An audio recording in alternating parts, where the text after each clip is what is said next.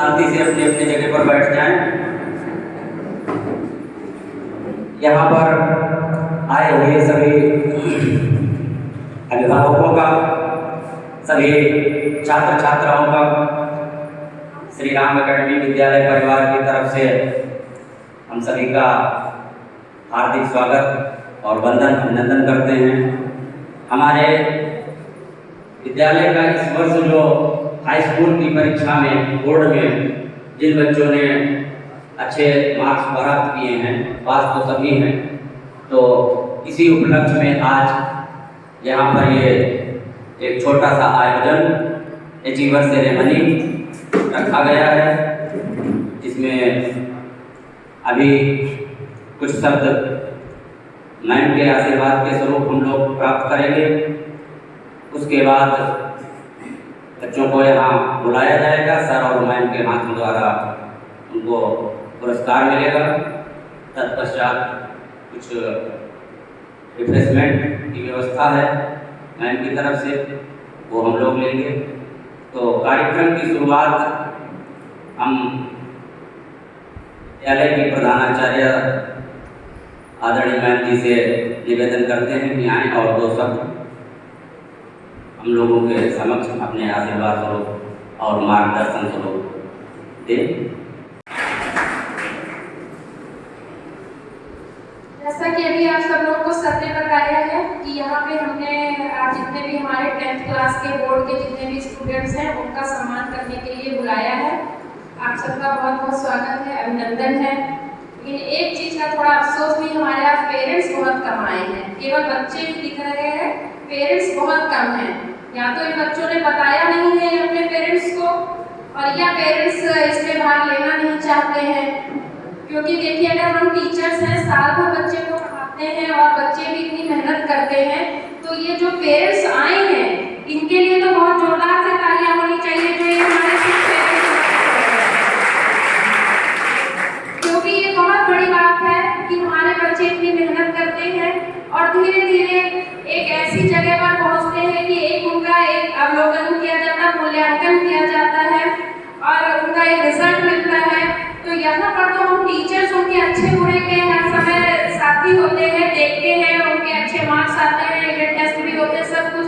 लेकिन ये जो बच्चों का बोर्ड परीक्षा का रिजल्ट आता है, ये जल्दी नहीं आता, ये एक बार दो बार ही आता है, हाई स्कूल और इंटर का आता है, और उसके हम साक्षी बनते हैं। बच्चों का मान सम्मान होता है, पेरेंट्स को उसमें बहुत ज़्यादा बढ़ चढ़ कर भाग लेना चाहिए।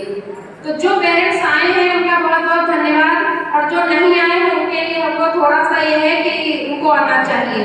और अगली बार हम ये बहुत बहुत आप लोगों से बार बार कहना चाहते हैं, कोशिश है हमारी कि अगली बार जब आपका 12th का बोर्ड का रिजल्ट आए तो अपने पेरेंट्स को, अपने माता पिता को जरूर आप लोग लेकर के आइए, क्योंकि इसमें उनको भी एक बहुत हर्ष का अनुभव होगा कि हाँ, हमारे बच्चे ने इतना अच्छा काम किया है, आज उनको सम्मानित किया जा रहा है। ये जितने भी हमारे बच्चे हैं, सबसे बड़ी बात है कि श्री राम अकेडमी का जो रिजल्ट आया है वो 100% रिजल्ट है।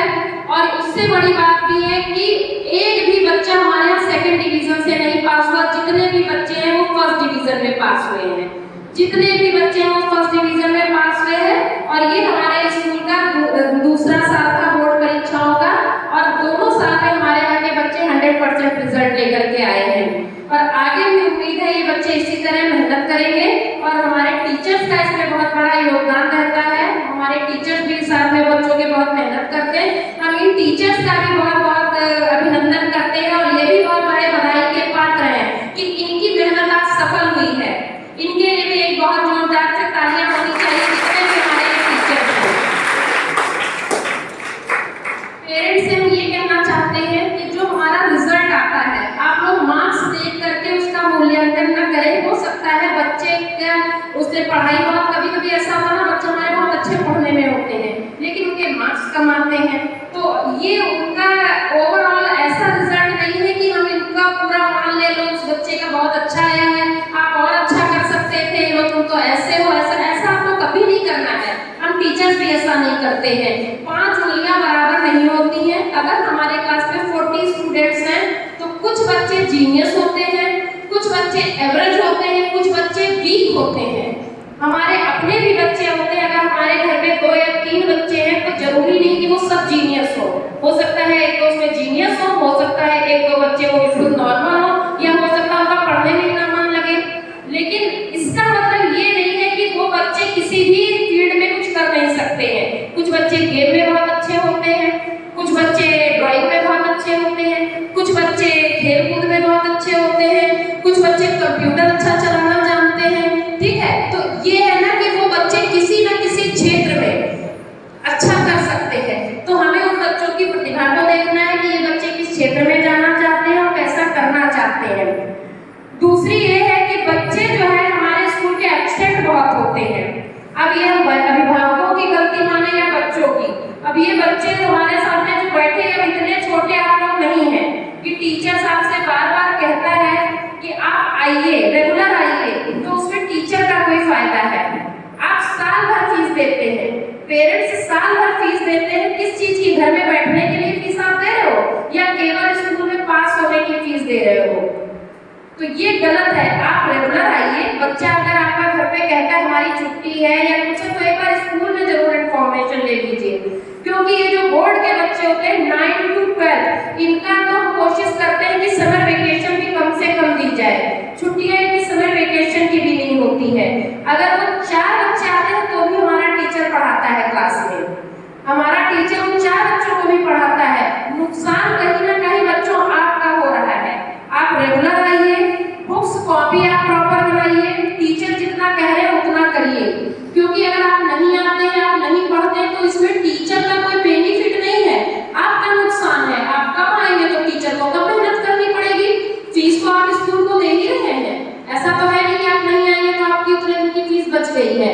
आप अगर 1 महीना नहीं आएंगे तो भी आपकी फीस पढ़नी, सब कुछ है, फिर फाइन पढ़नी है। तो आप अगर कोई चीज खरीद रहे हो, अगर आप किसी चीज का पेमेंट दे रहे हो, तो उसके लिए आप तैयार भी रहे कि हमको उस चीज का पूरा प्रतिफल मिलना चाहिए।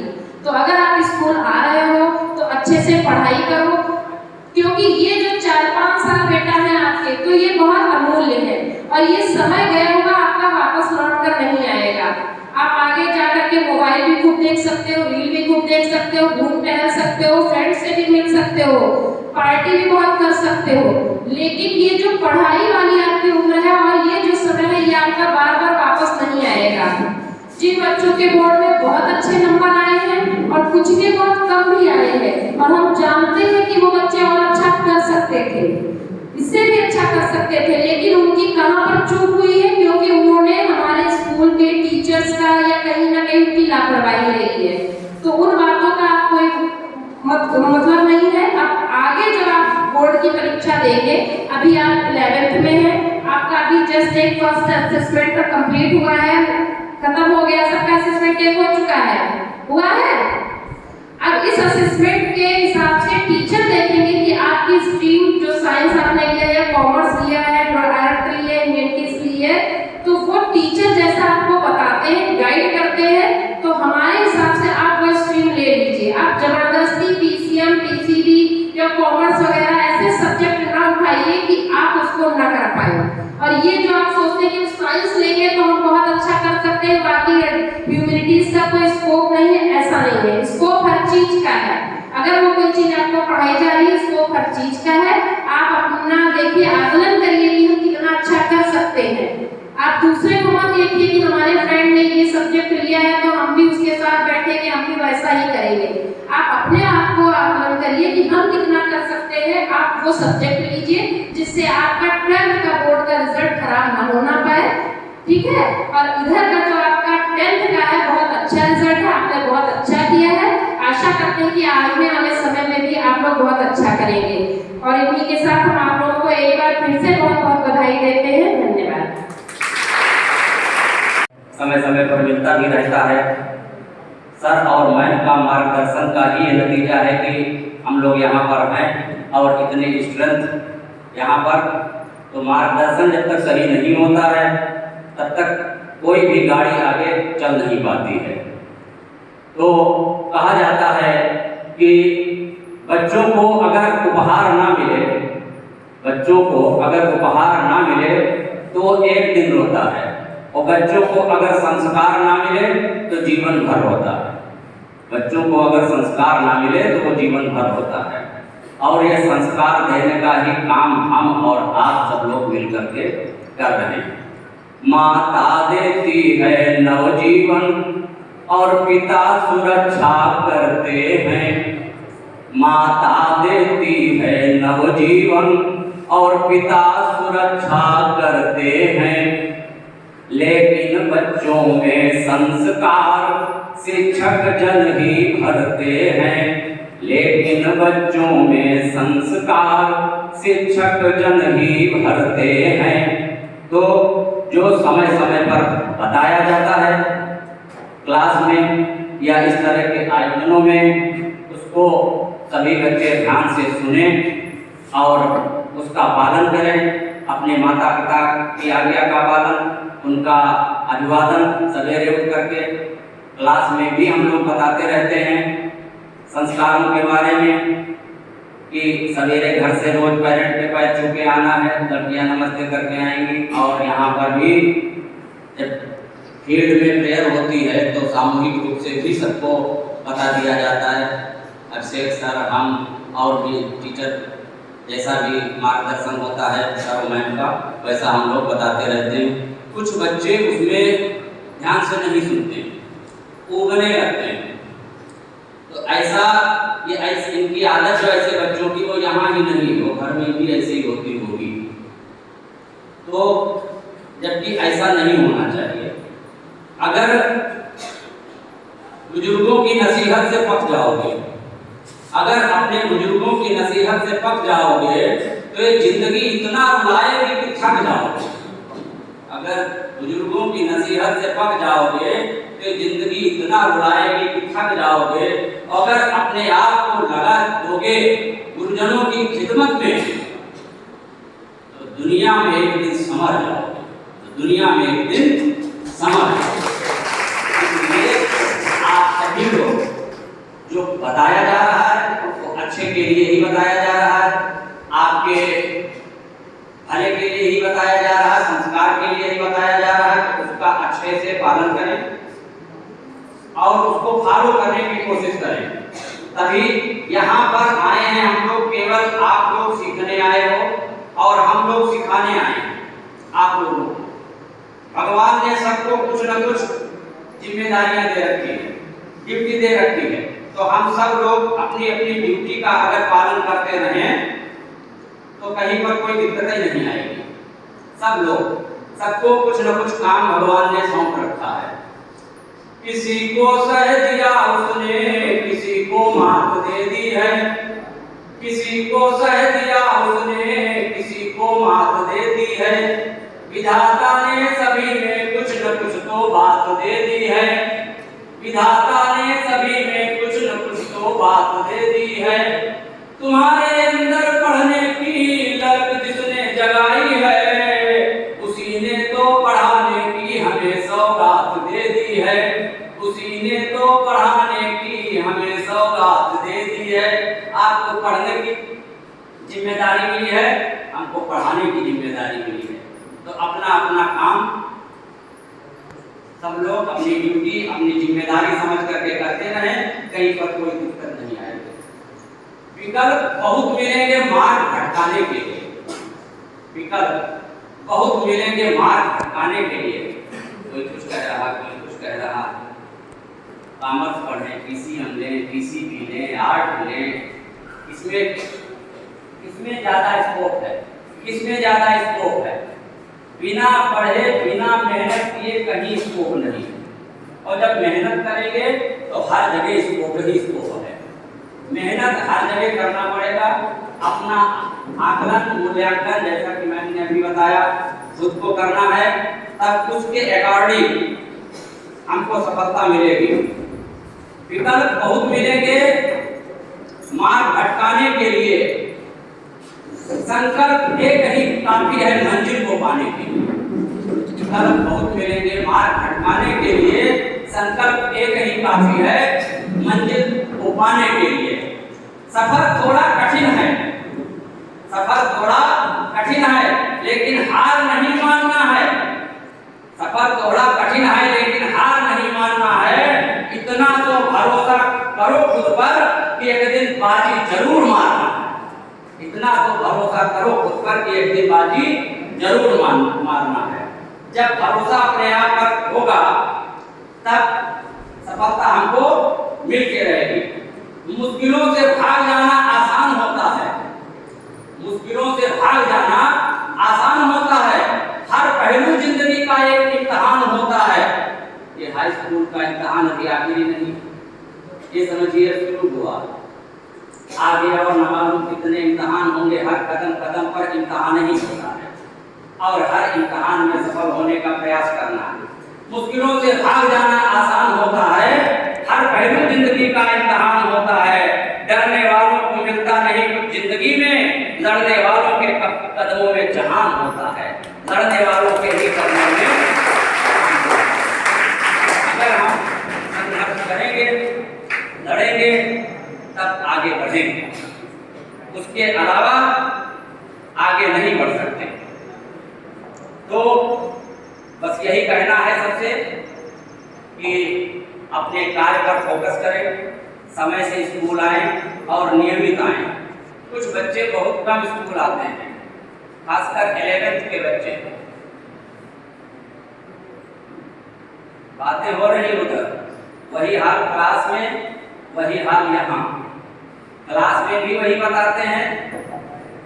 क्या जब घरी सभा में खड़े किया जाए, कुछ कहा जाए, तब समझोगे कि हमें कोई देख रहा है। जो सामने है तुम्हारे वो सबको देख रहा, सब पर नजर पड़ रही है, लेकिन इतना मानने को तैयार नहीं होते हो। अब एक छोटा सा गीत किया तो पीछे पछताओगे, विद्या अध्ययन ना किया तो पीछे पछताओगे।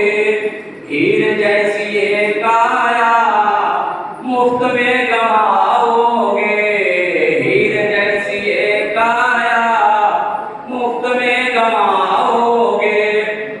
पल पल छिन छिन में समय सब गुजर जाएगा, जोड़ा ना विद्या रूपी धन तो जीवन ये व्यर्थ जाएगा। मुट्ठी भर के लाए थे खाली हाथ जाओगे, विद्या अध्ययन ना किया तो पीछे पछताओगे, विद्या अध्ययन ना किया तो पीछे पछताओगे।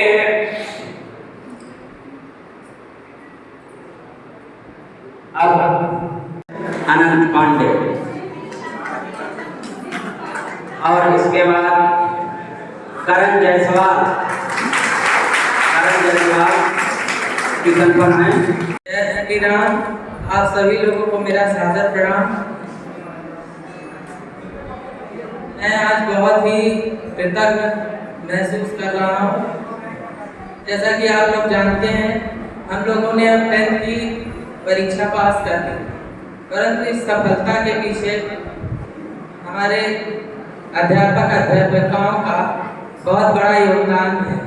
उन्होंने न केवल हमें पढ़ाया बल्कि हमें मार्गदर्शन दिया, हमें पढ़ाया भी नहीं, पढ़ाया और मार्गदर्शन समेत हमें अच्छी चीज़ें भी सिखाई। उन्हीं की प्रयासों के प्रतिफल हम लोग आज सफल हो गए। धन्यवाद।